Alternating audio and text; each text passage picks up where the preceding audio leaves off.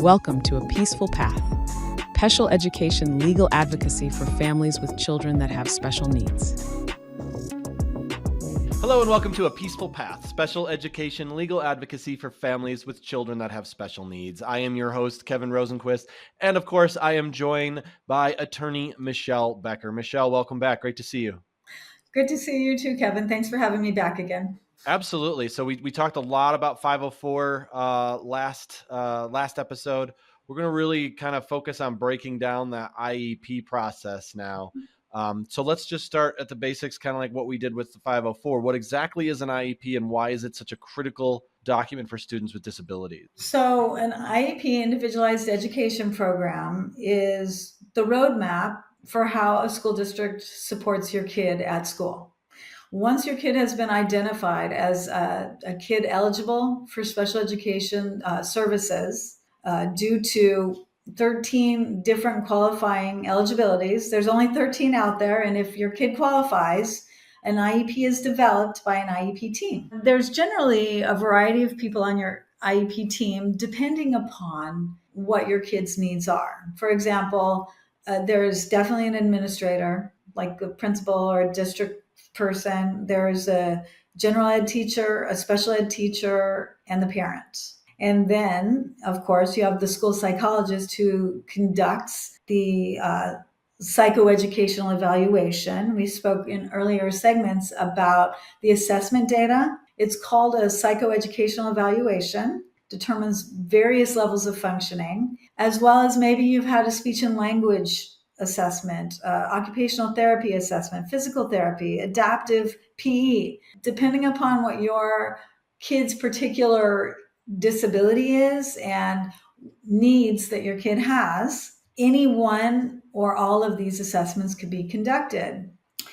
So as soon as the assessments are completed, the district holds an IEP team meeting, and that initial IEP meeting, which it's called, does come together and say, based on the data, we have determined your kid has autism. And I'm using autism because there's an interesting aspect of autism, which I think is where I see this. The autism and ADHD is where I see it most often. And that is, your kid could have autism, but the assessment results indicate that your kid is doing fine in school, right? They don't need special education because the cognition is average, the academic achievement is average, the speech is within average range. And just because your kid has autism doesn't mean your kid automatically qualifies for special education. Now, there may be some wigglies or some, inattention that requires support through a 504 plan, which we discussed previously. But your kid may or may not qualify for special education.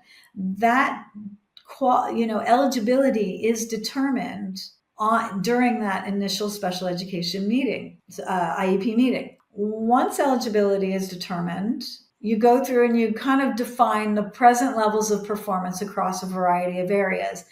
Academic skills, communication skills, motor skills, fine and gross motor, behavior, social, emotional, adaptive living. There's a variety of areas where the team just goes in and says, how you doing? How you functioning? Where are you at? Based on those present levels of performance, goals are written. So let's say that you have autism and you are impacted, let's say cognitively and speech and behavior and OT, occupation and fine motor. That's very common. So you'll go through and say, okay, so from a cognition standpoint, this student is being impacted academically. He's behind in reading, math, and writing. So you'll say, okay, the kid can't blend his BLs, right? So you'd write a goal for that. Math, the kid has no number sense. They don't know why 2 comes after 1. So we're going to write a goal for math. The kid cannot articulate, a sentence, can't write a sentence. I'm not talking about physical writing, but just compose a sentence, even verbally. So you maybe work on writing what you like about first grade. I like to ride a bike, whatever. So you do the academic goals, then speech. Your speech assessment will determine, are you having trouble with actual articulation, speaking words, expressive communication, receptive communication, language, pragmatics, social, interaction with your peers. Depending upon what the data says, you'll write goals to support those areas of needs. Then you'll go through and you'll do OT. Well, the kid doesn't hold the pencil right and doesn't have enough pressure to actually write words. So then you go through and write goals for the fine motor skills. Then behavior. You go through and you write goals for all of these particular needs. The thing that I focus on a lot, the vocational skills and the speech and language, in terms of, if a kid is struggling in speech and language, expressive language, it's really important for me in these early IEPs for the kids to start learning safety words, hurt, sad, scared, right? However we do it, through signs, assistive technology, which could be pictures. To me, it's really important that we get these kids goals in learning how to express safety words as soon as they can, if they struggle in that area. So those are always a big part of my IEPs.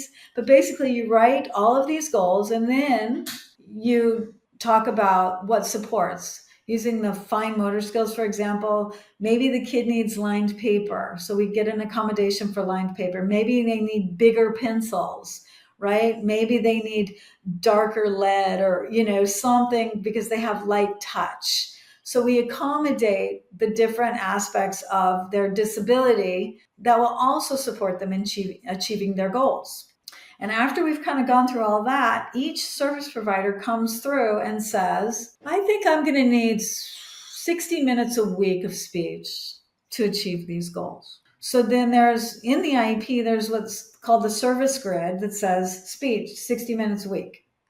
30 minutes individual, 30 minutes group, because maybe he needs support. Maybe one of his goals is interacting with his peers and initiating a conversation, right? So we don't want to just have him working on, responding to instructions, which should be a receptive language goal, but you might also have a pragmatics goal, which means interacting with a peer. So you want group and individual in this case.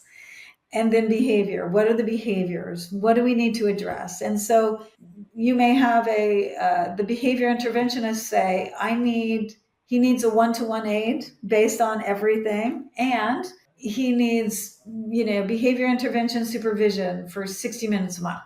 So you'd have this service grid that outlines all of the service minutes that the district is going to provide to this kid to support the achievement of the goals, which should get the kid closer to accessing grade level content at school. Yeah, there's one last thing, which is the placement, right? So in my example, if the kid is functioning well below, there's different, what they call, one of the underpinnings of the law is called least restrictive environment.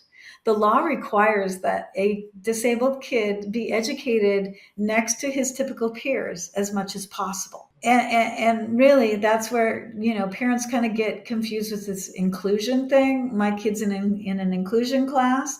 Well, that's because they're trying to educate the kid with all of his peers. It's backwards.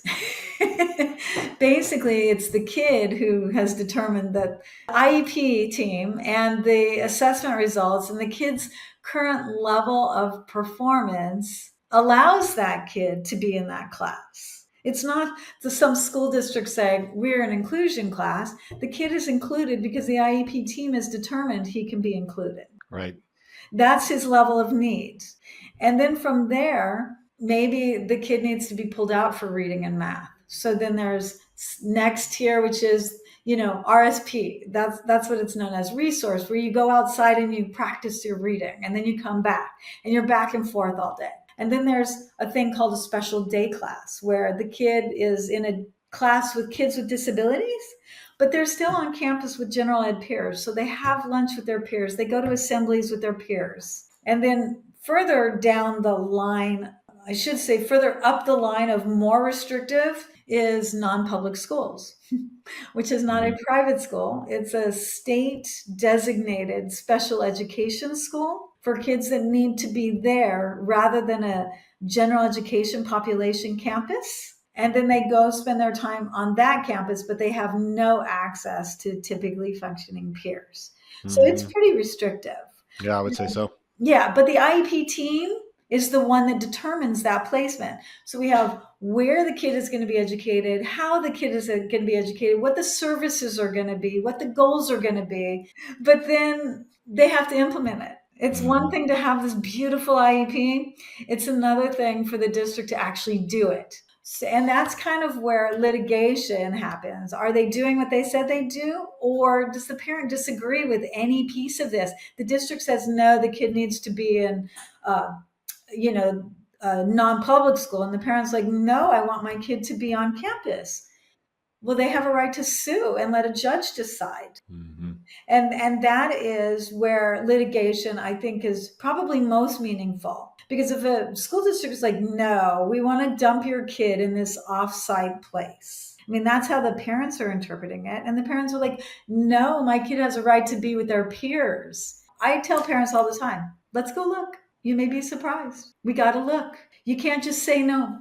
Right. If you just say no, you don't know what you're saying no to. And that's the first thing the judge is going to say. You didn't even look.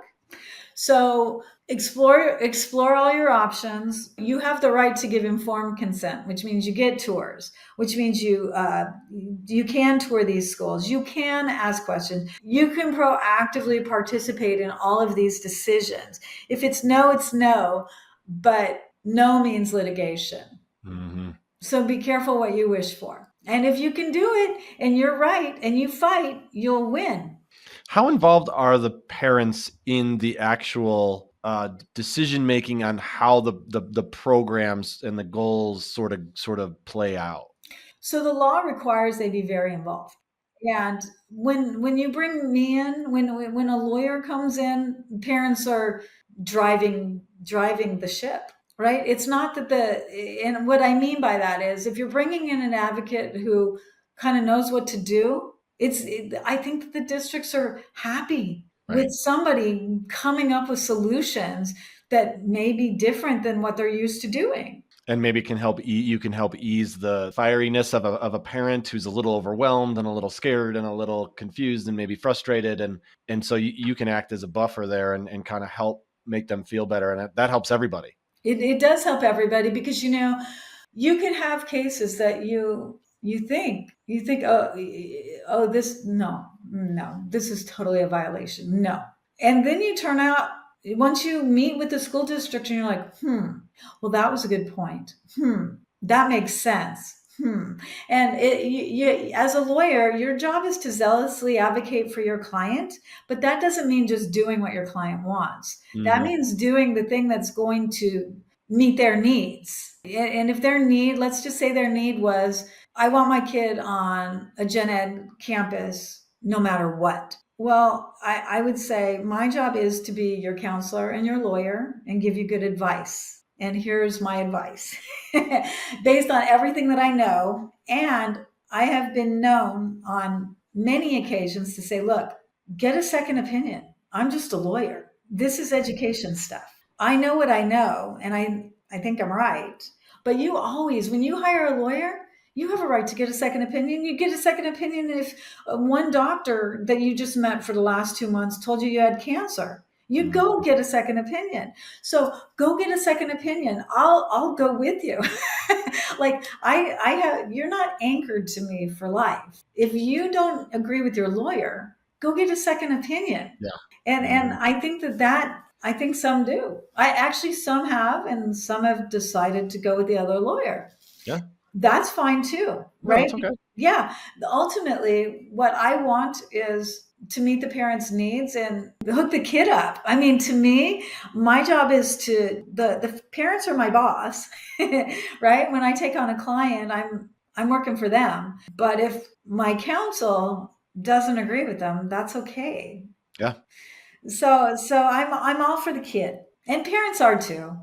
Of course, everybody really is when it comes down to it. It's just these things can get contentious. There's a lot of confusion, as you've pointed out in all the episodes we've done so far. It's not a straightforward process a lot of times. It never is. And Mhm. there's confusing things, right? You think that your kid is eloping from class when in fact, your kid is actually taking breaks that are built into the IEP and are being supported through the IEP. Mhm. Well, that's wonderful, and you're wrong.